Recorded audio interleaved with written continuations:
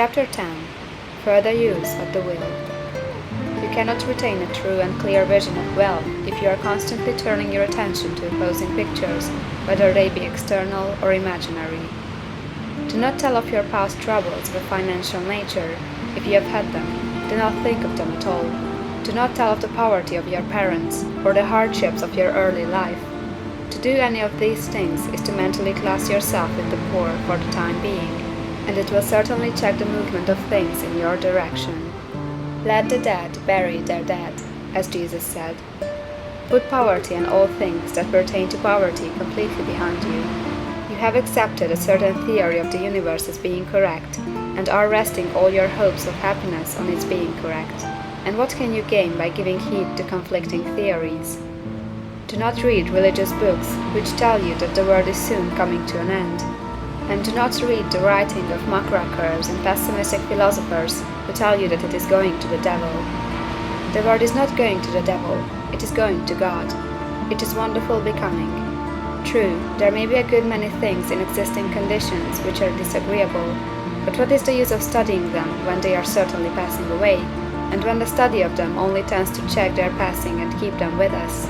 Why give time and attention to things which are being removed by evolutionary growth, when you can hasten their removal only by promoting the evolutionary growth as far as your part of it goes? No matter how horrible and seeming may be the conditions in certain countries, sections, or places, you waste your time and destroy your own chances by considering them. You should interest yourself in the world's becoming rich. Think of the riches the world is coming into, instead of the poverty it is growing out of. And bear in mind that the only way in which you can assist the world in growing rich is by growing rich yourself through the creative method, not the competitive one. Give your attention wholly to the riches. Ignore poverty. Whenever you think or speak of those who are poor, think and speak of them as those who are becoming rich, as those who are to be congratulated rather than pitied. Then they and others will catch the inspiration and begin to search for the way out. Because I say that you are to give your whole time and mind and thought to riches, it does not follow that you are to be sordid or mean. To become really rich is the noblest aim you can have in life, for it includes everything else. On the competitive plane, the struggle to get rich is a godless scramble for power over other men. But when we come into the creative mind, all this is changed. All that is possible in the way of greatness and soul unfoldment, of service and lofty endeavor, comes by way of getting rich. All is made possible by the use of things. If you lack for physical health, you will find that the attainment of it is conditional on your getting rich. Only those who are emancipated from financial worry and who have the means to live a carefree existence and follow hygienic practices can have and retain health. Moral and spiritual greatness is possible only to those who are above the competitive battle of existence, and only those who are becoming rich on the plane of creative thought are free from the degrading influences of competition. If your heart is set on domestic happiness, remember that love flourishes best where there is refinement, a high level of thought, and freedom from corrupting influences, and these are to be found only where riches are attained by the exercise of creative thought, without strife or rivalry. You can aim at nothing so great or noble, I repeat, as to become rich, and you must fix your attention upon your mental picture of riches to the exclusion of all that may tend to dim or obscure the vision. You must learn to see the underlying truth in all things. You must see beneath all seemingly wrong conditions the great one life ever moving forward toward fuller expression and more complete happiness.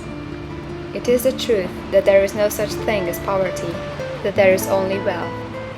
Some people remain in poverty because they are ignorant of the fact that there is wealth for them, and these can be best taught by showing them the way of affluence in your own person and practice.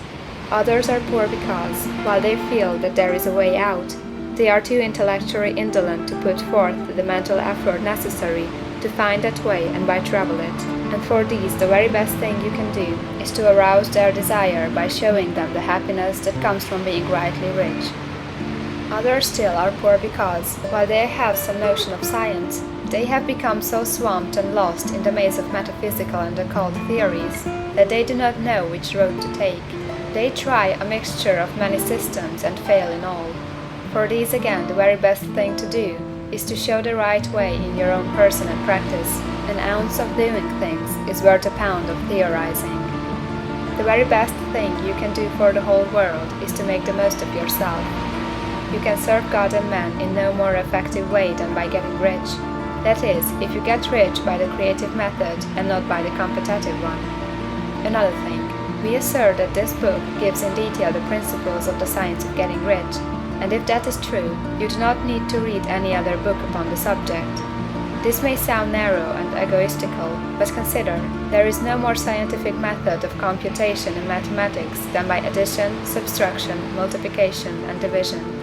No other method is possible. There can be but one shortest distance between 2 points. There is only one way to think scientifically, and that is to think in the way that leads to the most direct and simple route to the goal. No man has yet formulated a briefer or less complex system than the one set forth herein. It has been stripped of all non-essentials. When you commence on this, lay all others aside. Put them out of your mind altogether. Read this book every day, keep it with you, commit it to memory, and do not think about other systems and theories. If you do, you will begin to have doubts, and to be uncertain and wavering in your thought, and then you will begin to make failures.